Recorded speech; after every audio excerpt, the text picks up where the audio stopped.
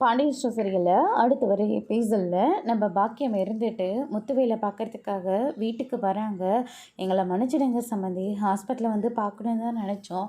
கல்யாண வேலைலாம் நிறைய போயிட்டுருக்கு, அதனால தான் வந்து பார்க்க முடியாமல் போயிடுச்சு. எங்களை மன்னிச்சிடுங்க அப்படின்ற மாதிரி சொல்லிக்கிட்டு இருக்காங்க.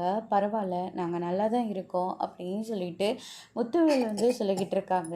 அதுக்கடுத்து தான் வந்து பார்த்திங்கன்னா இந்த சைடு நம்ம சக்திவேல் இருந்துட்டு, நானும் இப்போ தான் அண்ணங்கிட்ட நம்ம பசங்களோட கல்யாண விஷயத்த பேசிக்கிட்டு இருக்கேன். அண்ணனுக்கு உடம்பு சரியில்லாமல் போனதுனால எந்த வேலையும் எங்களால் சரியாக செய்ய முடியல. இப்போ தான் அண்ணன் வீட்டுக்கு வந்திருக்கு, அதனால் முறைப்படி எல்லா வேலையும் ஆரம்பிக்கலான் இருக்கோம் அப்படின்ற மாதிரி சொல்லிடுறாங்க. அந்த நேரம் பார்த்து நம்ம வடிவை இருந்துட்டு, இந்த கல்யாணம் நடந்து தான் ஆகணுமா? அந்த வீட்டுக்கும் பொண்ணு கொடுத்துட்டு இப்போ இந்த வீட்டுக்கும் பொண்ணு கொடுக்குறேன்னு சொல்கிறீங்க. உங்கள் பொண்ணு மேலே இருந்த தப்பை சொல்லி காட்டின உடனே அவங்கள மேலே கேஸை கொடுத்து அந்த குடும்பத்தையே உங்களால் எவ்வளோக்கு எவ்வளோ அசிங்கப்படுத்த முடியுமோ அவ்வளோக்கு எவ்வளோ அசிங்கப்படுத்தி விட்டீங்க. நாளை பின்ன இந்த வீட்டில் ஏதாவது ஒரு பிரச்சனைனாக்க நீங்களும் எங்கள் குடும்பத்தை அந்த மாதிரி ஒரு நிலைமைக்கு தானே தள்ளிட்டு போவீங்க.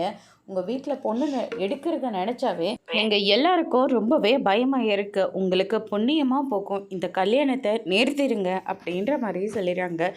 என்ன சம்மந்தி, நாங்களாம் உங்கள் வீடு தேடி வந்து உங்கள் வீட்டு பையனை எங்கள் வீட்டு பொண்ணுக்கு கல்யாணம் பண்ணி வையின்னு நாங்கள் சொன்னோமா? இல்லையே, வீட்டுக்கு வந்து பொண்ணு கொடுங்கன்னு கேட்டது நீங்கள் தானே. இந்த மாய நடனம் இப்படி பேசுகிறாங்க அப்படின்ற மாதிரி சொல்லிக்கிட்டு இருக்காங்க.